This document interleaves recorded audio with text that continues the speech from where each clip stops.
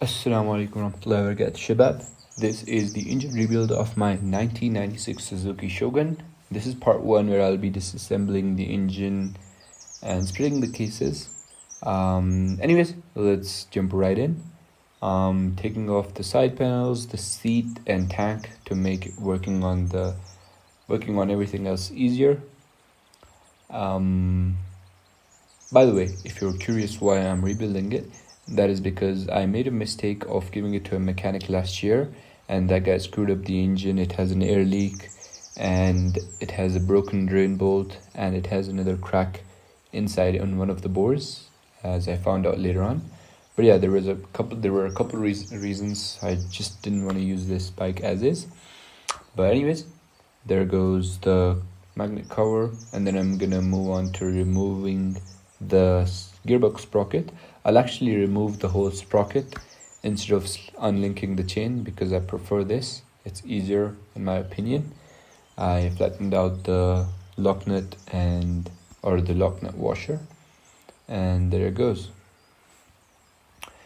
Now I'm gonna move on to removing the oil cable or the oil pumps cable. It comes from the accelerator.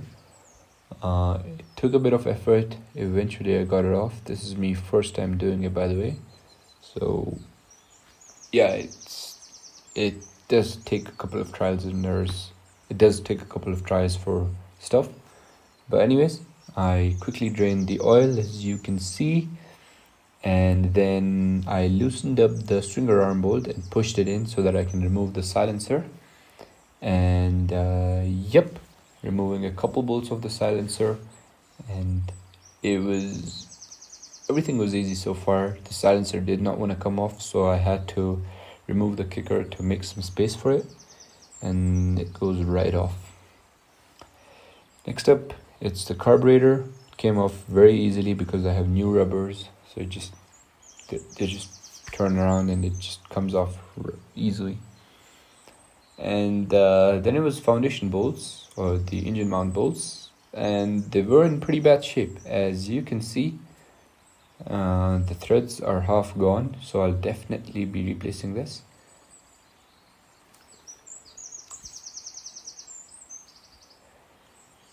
Once all the 3 of them are out, I'll make some space around the engine. As you can see, I do not really need to remove the head, so you can remove the engine as a whole. So yeah, I'm just making space, putting some bolts back on, washers back on, so I don't lose them. And yep, it came right off. Now this is the next day, as you guys figured, and I almost broke my foot. But it did come off pretty easily. And this is the magnet puller. It pulls the magnet while pushing the crankshaft in, so it pulls it against the crankshaft. It is reverse threaded. It's a pretty easy mechanism. You do need this tool to remove it. You cannot do it otherwise. And there goes the coil plate. And this is a template that I'm making for a crankcase splitter.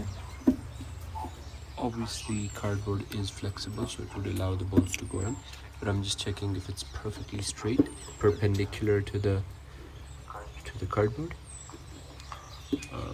which it looks like it is. So I should be able to make these 3 holes on the plate that I have inside, and yeah, that'll be used to split the crankcase.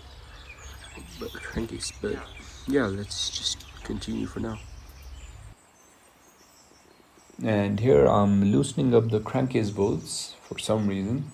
It does not matter. And now I'm just removing the manifold along with the reed valve. This was all so far pretty easy, and the head came off pretty easily as well. Those are the slender bolts, and now the 4 head bolts, they were pretty easy. But the cylinder, yeah, that took a bit of tries and a few gentle taps around with a mallet.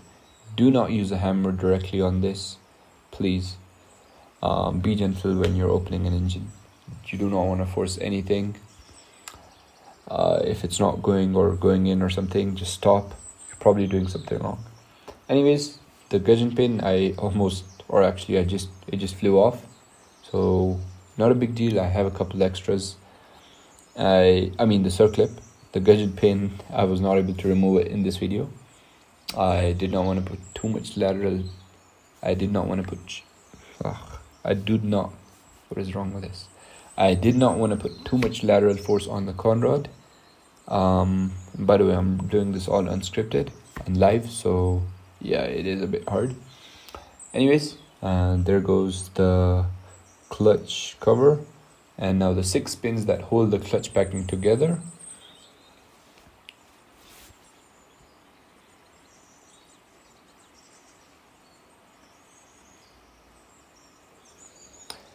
And yeah, I'm just getting some tools ready to flatten out the washer, which I almost forgot, the lock nut washer. Yep, so it did do its job. I was not able to remove the nut without flattening out the washer, but there goes the clutch basket and the cam stopper, the bearing retainer, and the shift shaft, if that's the right word, not sure. And then I'm just trying out the kicker because it would not return for some reason most of the times, but it feels fine at this point. I'm not sure why it did not spring back. Hopefully it'll once I reassemble.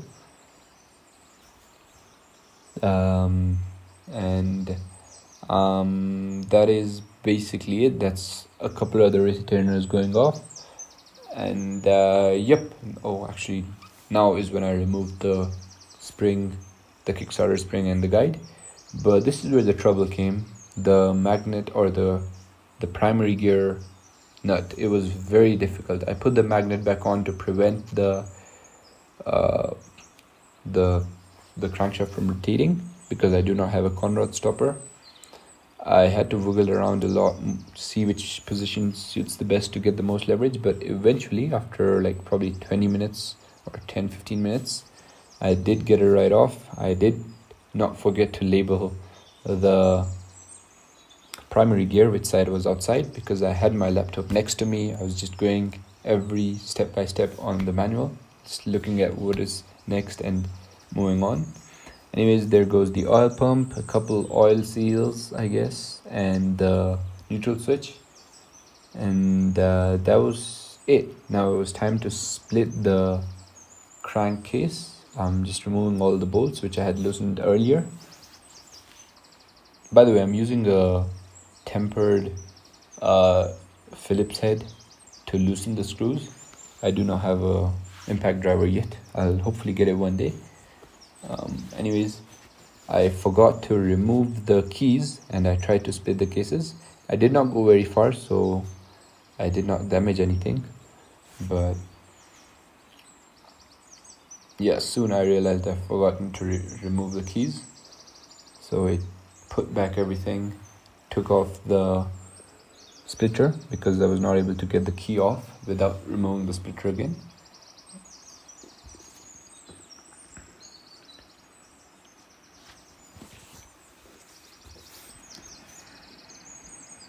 With that being done, I put the splitter back on, and it did not take a lot of effort, and I got it right off.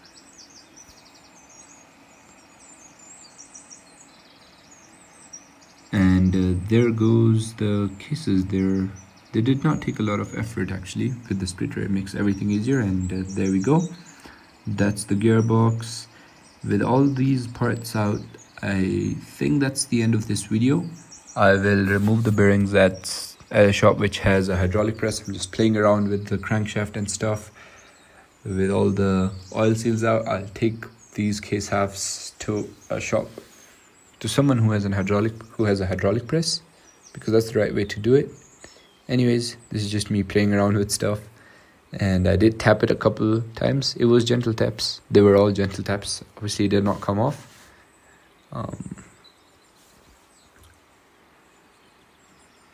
But yeah, I'm just removing a couple oil seals and yeah, there we go.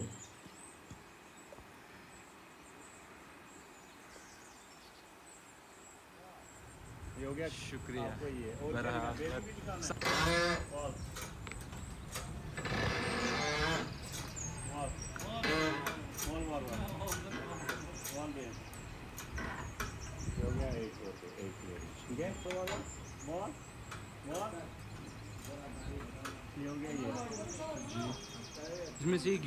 the bearings all out, that is the end of this video.